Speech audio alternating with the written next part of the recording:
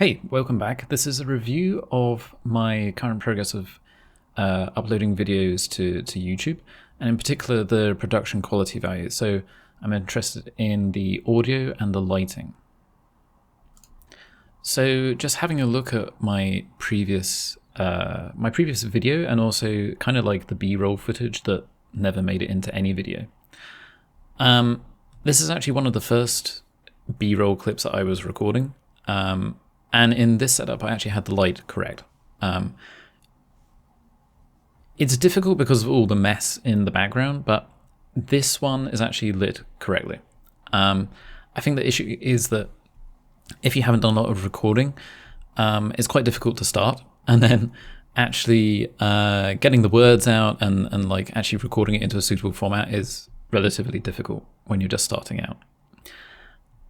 So I had lots of false starts, and then I went on and actually recorded it again. This was later on in the day, and for some reason I turned the lights on, the wrong light, and you ended up with this horrible yellow contrast, which you see in the final version that I actually uploaded. So I think the problem with this is that it's kind of difficult to get everything set up and get your words straight as well. In a suitable way that you can then just say, okay, that's it. I think on this one, I've been recording for quite a few hours, and I just decided, okay, let's go with this. As you can see, this also was involving some other footage, so I decided to actually like try and create the footage where I was creating the lime drink. I don't know how interesting that really was, but it was fun to make. And there's a lot of clutter going on in the background. I don't know how much that matters really, but it was kind of fun to make, right? And a lot of these YouTube videos, like, you've got to be able to just sort of go headlong into it and put your mind to it and just kind of do it, because if you don't do it, it will kind of never happen. So you just kind of got to go and take the shot, and whatever you get, that's what you get. So even though the lime drink wasn't that interesting, it went in there as well. So kind of the really interesting thing was then, okay, obviously it's a new channel, right? And you end up uploading the video, and then you kind of watch and see the watch count go up. And even after like it was about 2 weeks or so, the number of views was about 38 it shows here.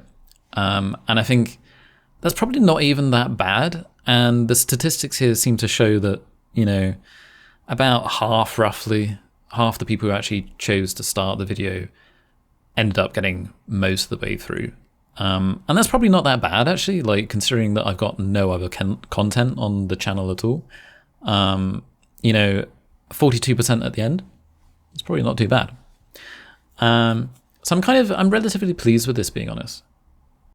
And the thumbnail was pretty much put together as quickly as possible. I didn't really know what I was doing. I don't know how much of a difference it would make. But that's kind of interesting to know that even over a short period of time, you can get a couple of people watching. In fairness, at least half those views were probably friends and family. I sent the video out to a few people, so some of them aren't really real views. So the second video was a bit more interesting. I bought some lighting equipment, which made it a lot easier to set up a decent lighting environment. And in particular, this kind of like pinky glow at the back is just like a light RGB light source that you can just kind of throw about, and it kind of just makes the video stand out a little bit. And the light is a little bit better. It's certainly a lot better than the first video, so it's quite an improvement from that point of view. And even in this kind of like review, I've got a little blue light up here, which is just kind of like creating a little bit more interest. So this is like a clip from the final one, and I've also put in this kind of like little productivity tip with some sound effects. So I'm just, that was the kind of stuff that I was messing about with in Adobe Premiere Pro. And the actual setup for this is pretty difficult, right? I mean, obviously I haven't got a studio or anything, so this is just like my normal kind of like unused bedroom setup. Obviously this is where I would be working as well, but I've kind of converted it into this ridiculous looking setup, which wasn't very comfortable. And you can see at the back there, that's that kind of like, it's basically an RGB light source, and it's got one of the little flexible tripods that you can attach on, and I've just put it onto the back of the monitor there, which worked at that point, right? And then I'm sitting like only a foot away from the camera, not quite sure if that worked or not, and the microphone right in front of me, which is good for picking up sound, but you know, it's difficult to get a good setup when you're stuck in this sort of environment. And here you can see that the microphone is actually attached to a laptop, which is just standing to the side. So it was pretty much recording on the iPhone, which turned out to be a reasonable camera source, and then picking up all the audio from the Blue Yeti, which kind of worked basically. I didn't have to do a huge amount of editing on the audio side in order to get that to a sensible sort of quality. One bugbear is that right outside the window is a massive road, so it's difficult to get really quiet recording time. So we can look at the stats on this as well.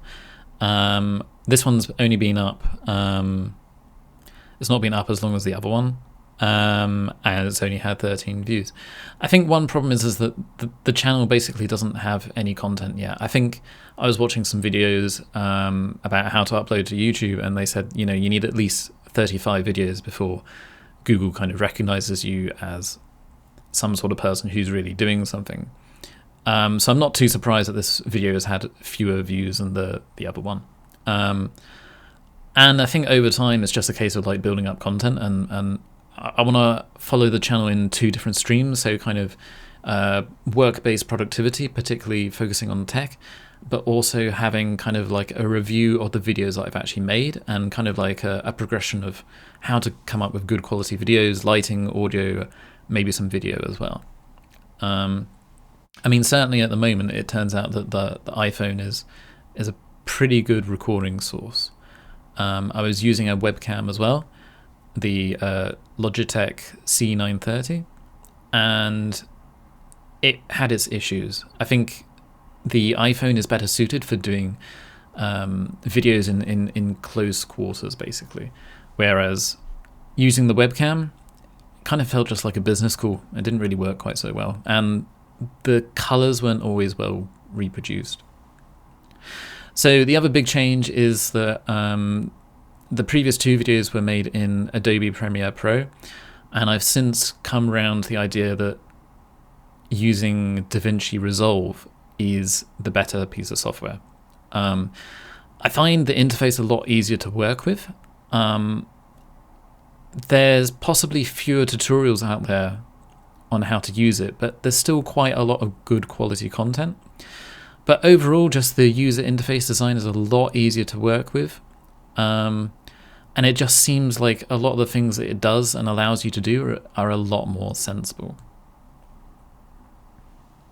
So this one is DaVinci Resolve 17. It's a beta version, and it's looking pretty good from my point of view. So this is just a free version, but what I've managed to create just with some sort of like test videos and just kind of like, you know, learning how to use DaVinci Resolve on the go, more or less, creating some, you know, test content, it looks pretty good.